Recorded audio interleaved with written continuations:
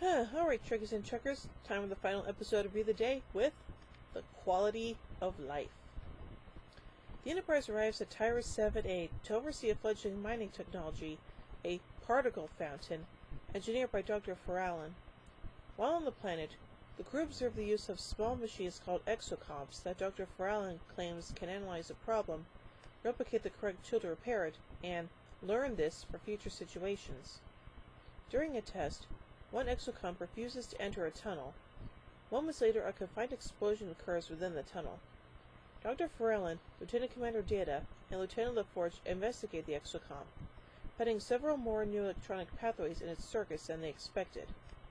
Dr. Farrellin, having encountered this before, would normally erase the unit's memory, but Data suggests that the unit may have exhibited self-preservation behavior and wishes to examine it further. Data asserts that if this is true, the exocomp should no longer be used on the particle fountain, but Dr. Farrellin dismisses his claims, and says that any delay will ruin the years of work she has put into the project already.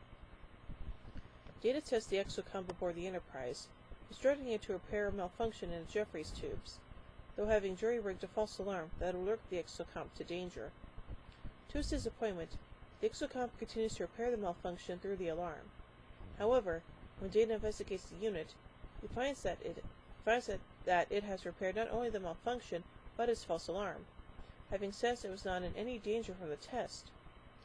Data concludes the exocomps possess self-preservation and are sentient. Bom bom bom! While Picard and the other Enterprise crew are visiting the fountain, a malfunction occurs, threatening to release massive doses of radiation. All but Picard and LaForge are beamed to the Enterprise before the radiation blocks any further attempts.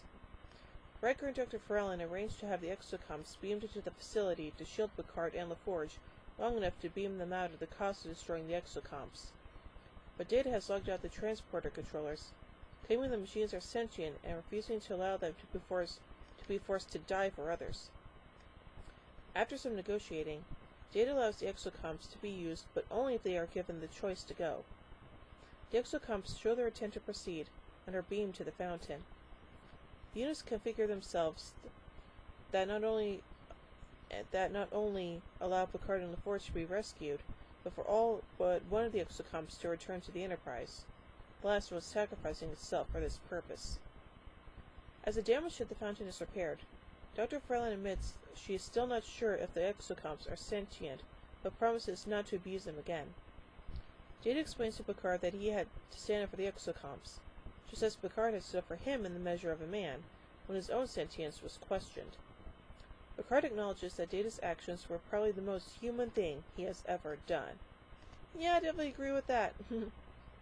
So overall, I think this is a really darn good episode, and the callback to Measure of a Man I thought was kind of cool.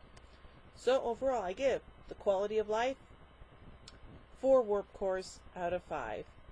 Well, join me tomorrow as Star Trek Temper continues on with Chain of Command. So, until then, live long and prosper, everybody.